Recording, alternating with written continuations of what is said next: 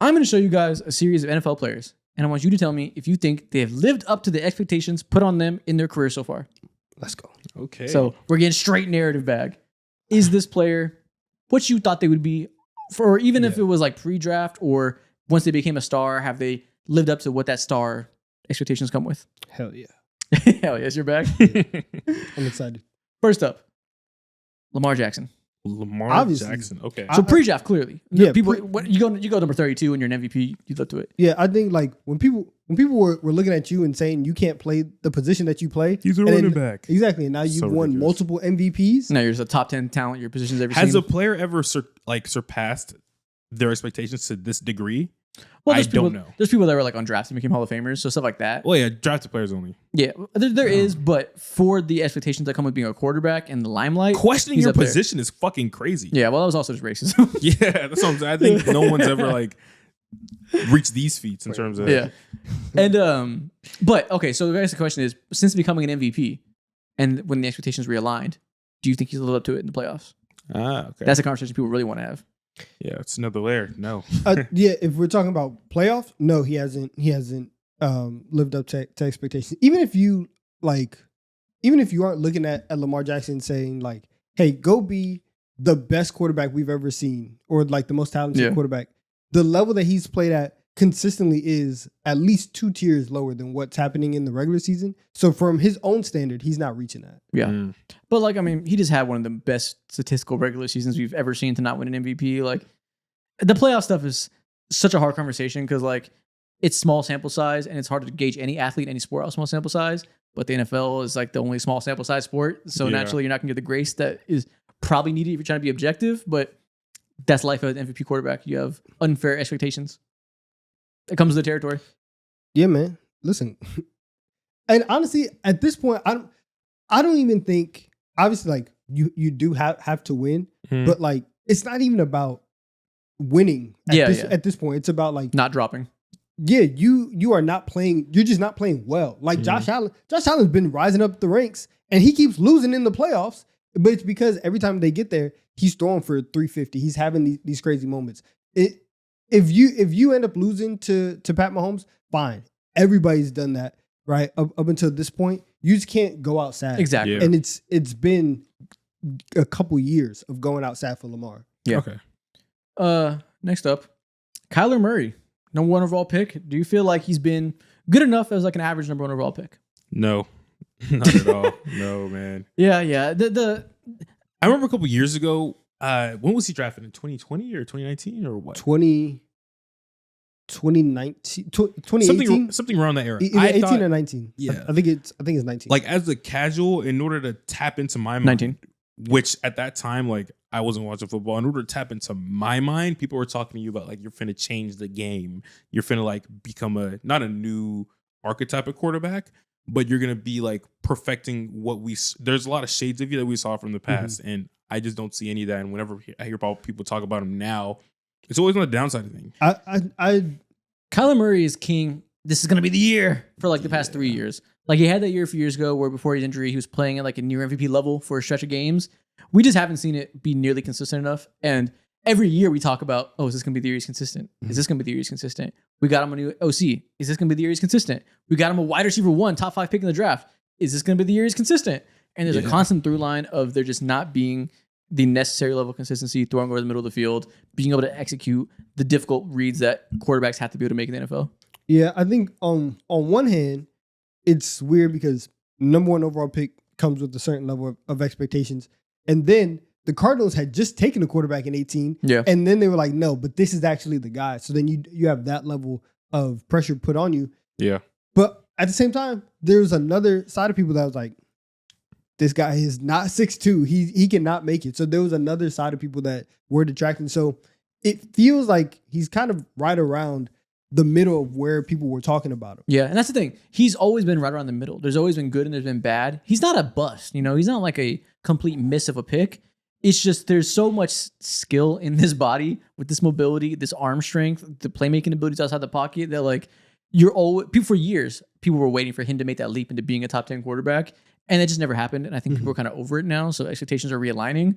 But he just had all the physical tools that like even Trevor Lawrence, he got to the NFL and people were like, okay, maybe he's a little more closer to a regular guy than we thought. Kyler Murray always had the physical flashes that it's like, any year now can be the year. Yeah. And it just hasn't happened. So I'd say hasn't lived up to it. I agree. But maybe for superficial reasons. Kyle Pitts. I mean, ultimate bust. Ultimate? Ultimate bust. Not only like if he Turbo was bust. if he was a wide receiver, you'd be like, oh yeah, he's a bust. They took a tight end with the 4th pick in the draft because they thought he was going to be generational. Yeah. And he is the definition of like, this is his year. This is going to be the breakout year. What if he's just not good? Yeah. What if?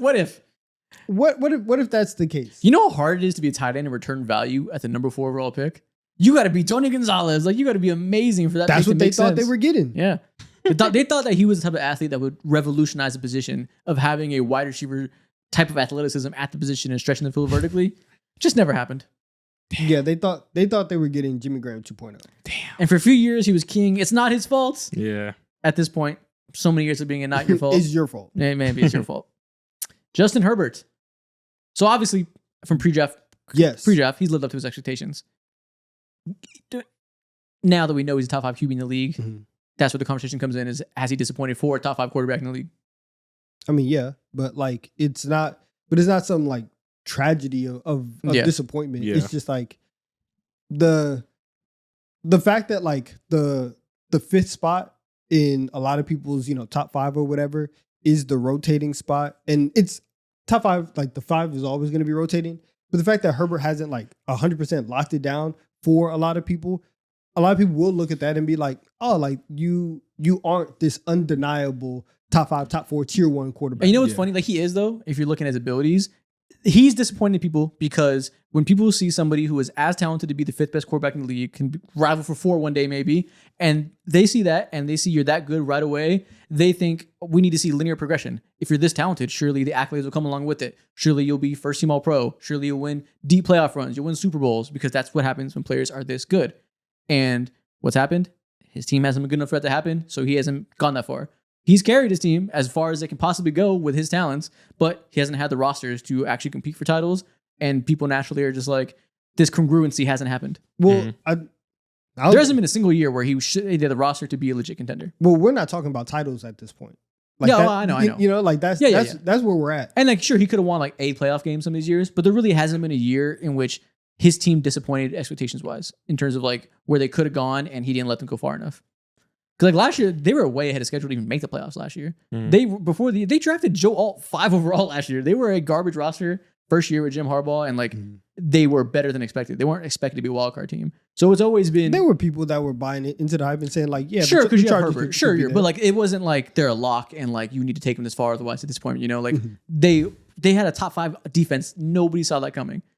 So every year he takes them a little bit further than they should be going, and then they get to the playoffs and they perform like the roster should be performing, So it's that constant push and pull of he's good enough to elevate himself in these conversations that the rest of the team isn't good enough to be in, but not good enough to like be Mahomes and make his team win those games.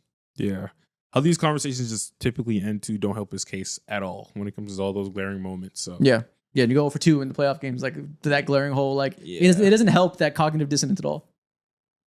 Man, that sucks. Yeah, it's just unfortunate. It is what it is. It's the perils of being so good, but not quite good enough to be like that type of floor carrying like Mahomes. I know. I mean, we mentioned like Lamar going out sad. Herbert, the 2 times that he's been in the playoffs to go out sad like that hurts. It sucks to see. Yeah, and like the first one, like that one isn't him going out sad. It's not like he didn't throw 4 picks, But like he went out sad because he was the leading team of a team that went out sad. But like they were protecting the lead in the second half of that game against the Jaguars and had 0 rushing yards in the second half. Like that's just like you have 0 rushing yards when your OC is calling run plays that run the clock and they go nowhere and you go 3 and out over and over again. That wasn't him going out sad per se, but the second one, you throw 4 picks, you're going out sad. That's the most in everybody's mind. It's hard to get over that.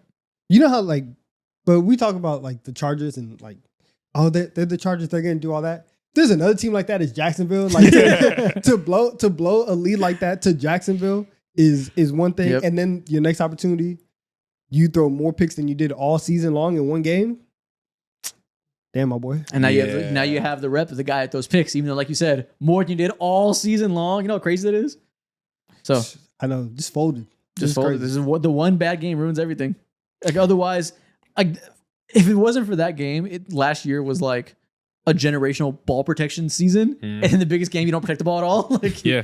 it's just hilarious. Yeah, the biggest indictment would be like, what's your quote that you like to say? It's not his fault, guy. You know? Yeah. If it wasn't for those moments. So Which one? And he's the origin. There's 4 of them. Yeah. God. And you know, and it's funny you say that. He's the origin of the Theo Ash, not his fault meme. So it makes sense. Jordan Love. This is weird. I would say yes, because He's on schedule, it feels like, right?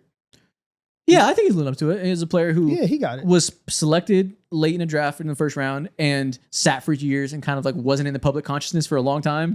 Then became a starter and is like above average. I think like because like the franchise is clearly bought into him. I know. I mean, his bank account is certainly performing over expectation. He got that back. He got the bag. Yeah, and so from that standpoint, knowing that Green Bay is like, yes, you are our guy. You are moving forward. I do agree with you. I think that he is on schedule for a guy that they knew was somewhat of a project, and we have to sit him, and he has to wait to play. He's doing okay. He's doing fine. You know, top 10, borderline top 8 conversations. Top 15, really. Whatever. Like top 10 conversations. Yeah. Jaylen Waddle. No. This is unfortunate because he started off 100% living up to expectations. Yeah. And since then, it just hasn't. 3 years in a row of disappointment and waiting for him to bounce back. And it doesn't help when your quarterback is not there consistently. And like, it's not all because Tua's not there, but that whole situation in Miami has just gone completely, sideways. But this is tough though, because it's like super not his fault. And It's just not his fault. Like, that's the hard part. Like, it's straight up not his fault that he's in this offense that took the league by storm with his vertical passing game. And then teams ran cover 2 and they didn't have the requisite run blocking to make them pay with the run to be able to balance that offense and prevent them from running cover 2 all the time. And he is a vertical threat receiver with a quarterback that already isn't a tremendous vertical passer. Now you deal with the schematic limitations of seeing nonstop cover 2. Like, it truly is not his fault outside of getting hurt a lot, which is his fault, I guess, if you're assigning blame. But it is what it is. Like, there has been production, even though it doesn't matter whose fault it is. The production hasn't been there. You're telling me he didn't change his entire play style to help the team? Bum. I don't like that at all. Like, That's you swap him selfish. with Devonta Smith in this opportunity, we'd be having a different conversation. It'd be like, oh, Devonta Smith, bum. He's not living up to the blah, blah, blah, because there's no opportunity. That doesn't mean either of them are bums. Just unfortunate, I guess, of the outcome. It just sucks. Yeah. It just sucks. Everybody in Miami in like 2 years, they're going to be like, yeah, they're not living up to what they should be. You know what's going to happen? They're going to have a disaster season. Trade deadline's going to come around. They're going to trade him to Washington or something. And next year, Jaylen Waddle's going to have 1,200 yards. And we're going to be like, whoa, he's so good now. What a comeback player of the year. That's crazy. It's going to be something stupid like that. Damn. He better not go to Washington. I'd be upset. I'd be so mad. I hope he gets traded. If I have to see Keely Ringo guard Jaylen Waddle twice a year, sheesh, come on, man. Dude, the deep dive of him and McLaurin, holy shit. Gino Smith. So once upon a time was a gigantic failure. Yeah. Now he's the 12th best quarterback in the league. It worked out in the end. This is the longest yes ever, bruh. It's a long way around to say, like you said, he's right where we thought he should be. As a second round pick. Yeah. Ultimate get back to get to expectations. But ultimately, is it a no because it took this long and Probably. now you have like only so many more years left in this prime? Oh, that's what you're saying. Yeah. But no. Ultimately, it's a yes regardless because most second round picks at the quarterback position don't become like high end starters. And think what you want. He's at least a top 15 quarterback in the league. And if you're low on him, a lot of film nerds will argue he's 10th or 11th or something of that sort. Like, not every second round pick does that. Or should they be expected to do that? And I think because he's gotten hurt before also. It's not like he was just on the bench all the time, completely healthy. He's been hurt. He's been punched in the face. Like a lot of him? One of his teammates. Oh, hell and nah. like broke his jaw and he like lost his job because of that. Like I gotta see this. Is it on camera? I doubt it. Is it on camera? No. Damn it. No, but like his story and his journey is one of the more unique ones over the last decade. Yeah. So I will say from where we were after year 1, yeah, he's met him. Okay. Garrett Wilson. After he got punched in the face, he posted this like menacing picture to be like, he got none, man. He ain't that. Garrett Wilson, first round pick, Ohio State wide receiver, always works out. They're always stars. Had to play with Zach Wilson, old man Aaron Rodgers, incoming Justin Fields.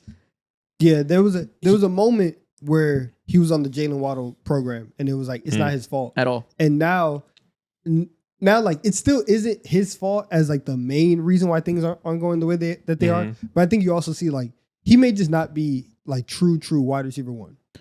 Well, I think he's a wide receiver one, but he may not be like elite top tier, top 10 conversation. That's what I mean. That's what I mean. Yeah. Oh, like a fantasy perspective, like top 12 in that way. Yeah. Or, he may be like tier one, like Sam Brown. So maybe he isn't ever going to be a top 10 guy. Maybe that's not going to be a leap. But I think if he had competent quarterback play over the years, he would clearly be. And everybody around the leagues, every every NFL fan would consistently consider him a top 15 receiver. Yeah, he's definitely like he has all the talent. And shout out to him because this is the one. He needs to be more of a diva. He needs to be more of a wide receiver. I agree. Screaming and kicking and throwing my helmet everywhere. You get me somebody who can throw me the ball. Now. Okay. DK Metcalf. No. Especially just because he is so big, He's so fast, and so strong. Fucking specimen, man. You look at him, you're like, if you didn't know anything about the NFL and you looked at him, You you'd be said like, GOAT. Julio Exactly. Jones. Yeah. Same guy. And he's just like a good, not great receiver. And he's never made that leap to being tier one. In fact, I think he's regressed in some ways over the years.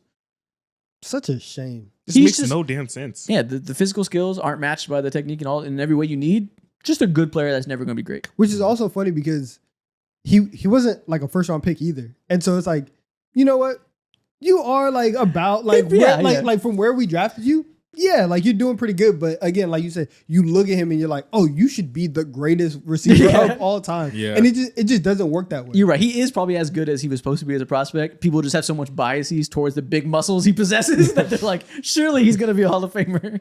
And I guess through the early years of his career, too, I guess the first 2 years, the second year where he had like 1,300 receiving yards, expectations shift. Yeah, people thought he was going to just continue to get linearly better every year. Never happened. Brock Purdy. Never has anybody exceeded expectations more in the history of the NFL quarterback position. Yeah, this is the like I surpassed expectations. Outside of Tom Brady going from 6th round pick to GOAT, going from a last pick in the draft to $50 million a year, solid starter, pretty hard to do better than that per expectations. You got it, man. He is the face of this. Look, as a last pick in the draft, you literally could not have lower expectations for an NFL player selected in the draft. He got it, man. You're coming from the literal basement outside of undrafted free agents. Yeah. Yeah, he's better than me. I would ask for 60.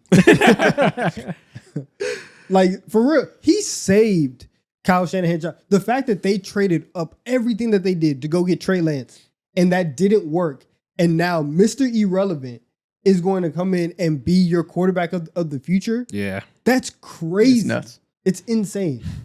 Baker Mayfield. This is Another one damn near similar to me as Gino Smith, Yeah. but it's like more condensed.